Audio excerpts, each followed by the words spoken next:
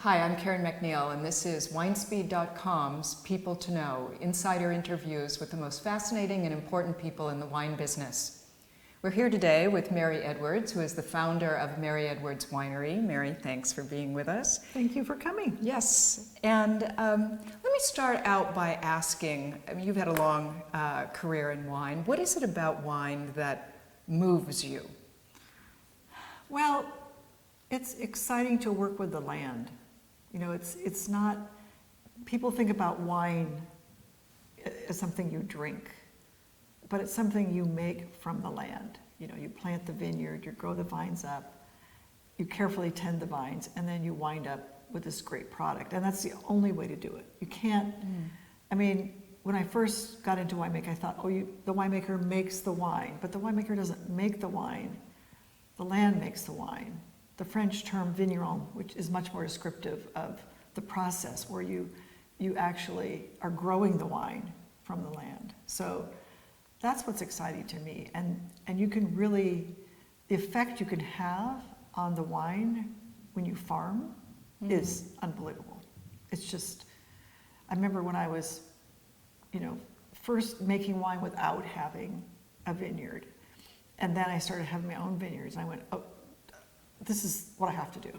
Yeah. This is the way it is. I can't make wine from something that I don't have a part in growing, because the process starts with planting the vines. So that's when I became convinced that finally I had to be able to build my own winery, and we had to be able to buy land and develop vineyards. Yeah. So. Is wine, that makes me wonder, in your opinion, is wine good for a society, for a culture? Is it inherently good as part of a society? Well, I think wine is more, can I say it's more thoughtful than some other alcoholic beverages. Maybe I'm prejudiced, I'm not really that into spirits, but, and I enjoy some beer, but wine seems to slow down the pace, and having wine with food and making food is something that a lot of winemakers love to cook too, like I do. And so you're cooking, you're making wine making food for family, you're having the wine while you're talking to your family, your kids are helping you chop things up, or your friends are helping you. So it's like more of it creates a community connection, I think, more than, shots of tequila or slugging a beer down after work or whatever. I mean, not that I don't like beer, but but I think wine is just more,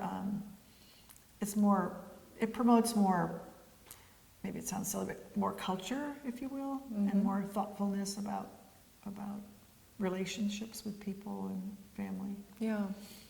When you mentioned the word pace, I'm trying to imagine the pace of your day. I mean, give us an example of your day. So my day this morning, I got up at 5:15, took half an hour to get ready, feed my cats, get in the car, go to yoga. I do Bikram yoga, so I did Bikram this morning. That's an hour and a half.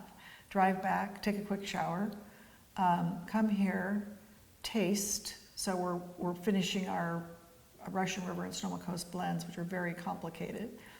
So we tasted until noon. I grabbed a quick bite. In this case, I had a makeup artist come in today, which is not part of my normal day. And here we are, having this interview, and then I'll go off and finish emails and do some more work. Do you taste every single day?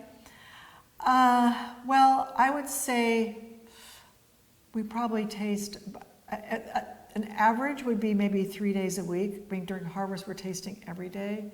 Like we've been tasting every day for the last couple of months, but as an average for the year, maybe 3 days. But yesterday we tasted from 9:30 in the morning till 4:30 in the afternoon. It was an intense day, but we have 29 different wines we're trying to assort into 2 different blends, so it's really complicated. Yeah.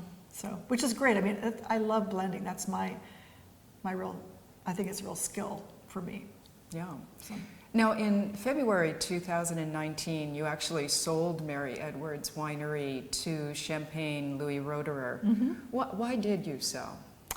so, you know, when you're building a business, you're not thinking about the end game. You're not thinking about, you know, what's going to happen when you get older. About 10 years ago, both my husband and I had a child from each side of our families come into the business and then leave the business. I'd actually never thought we'd have any kids come in, but we did have 2 come in, but they left. And I'm like, okay, that's fine, you know, we'll just go ahead, and didn't think too much about it. But then, you know, what I had told my son when he came to work for us was I really wanted him to, I said, if you want to take over this business, I need you to take it over in 10 years, which is where I am right now. It was 10 years ago I said that to him. And it wasn't for him, which is fine. But I started thinking then about, well, in 2015 I hired Heidi von de Maden. She was the winemaker for Dick Arrowood and was supposed to be his successor. And then very quickly it sold to Kendall Jackson, and then, you know, they used the winery, didn't use the winery, so all that went on. And so then I went looking, thinking, I need to think about my involvement here, because I can't continue to work 60 hours a week. Yeah. You know, I mean, I just turned 72 last week, and you need to be realistic, because you have high energy like I do. But my fear is that one day I'll just stop having high energy. I'll just like fall off some kind of a cliff. And I started thinking about, well, do I want to have a young person come in and help me? You know, and so that's why I hired Heidi, and we had this whole plan to bring her along for 3 years and then make her winemaker. But that wasn't with thinking about selling. It just was, it was part of my kind of plan of how do we move forward, you know, in a graceful way. But then as I started thinking about it, actually I was approached by a friend of mine who is a merger and acquisition specialist, and she said, well, you know, I'm sure they keep a file on people when you turn a certain age. They've got their file right there, like, okay, how old is she? There's no kids in the business, what's going to happen? And so I had lunch with him, and we talked about it, and I just thought, well, you know, so he said, well, I could do a valuation of your company if you would like, and then I got that, and then I started talking to my accountant, and what would that really mean? Would it be enough to retire on? And, you know, and then I got more serious. My husband did not want to sell. Ken did not want to sell. But I felt like we needed to now make a plan, because we don't have a plan. And I didn't want there to be, so do we want to move forward with grace and be able to at least try to plan what's going to happen before something happens to us? Yes. And then we can't control handing the winery off in a way that it can go forward. Now, I never imagined that I would find Frederic and the Roederer family, that would be our future, because it's really wonderful. Yes. I mean, it's like, I talked to all these different people, and, you know, everything was done totally in secret. So there was no leak about this until the day before we actually closed. So the day I announced our employees. So it was very stressful, because everything had to be done at night and all this stuff, and sneaking around the vineyard showing people things. But when Frederic came over with his team from France, so the second wave after Gregory, his CEO in America, had, you know, kind of done the first advance. When we met, it was kind of like just like key and lock. We shared so many things in common, you know, their family orientation, their wanting to buy something, but buy something because they wanted it and they want to keep it in the format it's in. You know, they've bought a number of things around the world, but when the family-owned properties, they have tried to keep the family aspect intact. And if anybody in the family wants to still work there, they're very happy to incorporate them, because they want that feel. That's a lot different than, yes. You know, so there are many things about our company that I hadn't really thought about before that are very European. You know, the fact that we don't have a tasting room with a tasting bar, we have tastings in a sit-down setting. We don't sell, Italian plateware. We don't sell gym cracks. We sell wine. We educate the customers. I mean, that's not really American. The fact that the way I make wine, they're designed to age. I don't really know how to make it any other way. I don't know how to make wines that just are a flash in a pan and maybe excite somebody for 6 months and then they drop off the face of the earth. These wines go the distance. So that's not very American either. The thinking that you make a wine. And so I never really made wine for the media or the press, because I learned a long time ago, I make wine that I love, and if I love the wine, then other people will love it too. So making something authentic and then coming from the soil and our whole sustainability profile, which they were really, that's a big thing for them. Just all these things that we share in common with common values. It was just like we were very comfortable with each other right off the bat. I mean, I do have some French blood, but it's not 100%. But I still have relatives in the Lorraine area. But just the feeling we had. So when he came over, we were supposed to just have this like one meeting. Instead, we spent with their whole team of 7 people, 30 hours. Like, we went home and went to bed, but that was about it. So it was just this, they wanted to see everything, taste everything, talk about everything. And when they left, it was just like, okay, this is it. This is the partner, Yes. The partner in the sense that I'm committed to taking them forward, because they're committed to preserving my legacy in the same way I'm committed to helping them, take the business forward. Because of course, employees are always worried.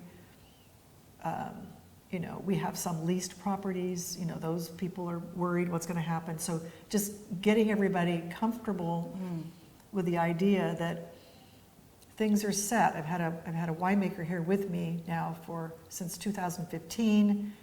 Things are not just going to fall off the earth here. We're going to continue forward. And so it's been, I never would have believed it would have been like this. I thought, okay, somebody's going to buy the company, I'm going to hand them the keys, I'm going to walk out the door. That would have been like terrible. Yes. So this way I can kind of, get used to the whole thing and not have it be so abrupt. Yes. And also know it's in really good hands and that they actually care about it.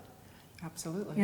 I mean, it's just, and already just the relationship I have with their different team members is so nice. They're so respectful. They really appreciate, how I'm keeping things together for them, because they have 30 different wineries. Yes. So they don't have to worry about what's happening here. We're just continuing to do what we've done. And yes, there's a lot of getting things organized in the background, but production goes on, sales go on, and I'm probably doing more appearances in public, but I think that's important because I don't want people to think I went away. Right. Right? I'm still here. You are still here. Well, So, let me ask you, speaking of kind of here-ness, tell me something about you that most people don't know, that they'd be surprised to know. well, when I tell most people that I do Bikram yoga, they think that's unusual, but I've been doing it since right after 9/11. I started doing yoga, so most people don't know that about me. Most people don't know that I had a disabled son born, who was born after a stroke in utero, and I raised him. I'm very proud to say I raised him until 19, and then lost him. Most people don't know that. More people around, around here know that. So most people don't know that I was the one that, I'm the one that there's no more lead capsules in the world produced. Really? I'm the one who did the research that banned the lead capsule due to the amount of lead that was getting into wine. So that's why we have, tin now, and that's why we have all these different, plastic and different Yes. types of materials. So that's something people probably don't know. I think most people know about my clonal research, Yes. but the lead thing they don't know about. No, So- that's a phenomenal. Actually, it was so my master's research was on lead, and so it was a research grant from the Wine Institute, but I don't think they thought I would find anything. And so when I had to create a whole methodology to analyze lead in wine, and then I did this huge survey of, I think it was 120 wines. And they were shocked with the results of my research. But I did my research with the head of the food science department, and Dr. Maynard Amory, who was one of the founders of the department at Davis. They were so in shock because they knew what a big impact it would have that they suppressed my research for a year. And of course, I couldn't finish my degree until the research was published. And so finally, Dr. Amory said, "You can't keep suppressing this work. It's done, it's true, it was done really well." And I had 2 top professors in the university supporting the work. So they finally had to publish my work. So Amazing. yeah, so that's probably something people don't know. I don't think people know that. Yeah. Well, and lastly, in just 1 or 2 words, what character trait do you think you possess that has led to your success? Okay. Tenacity, precision, perfectionism.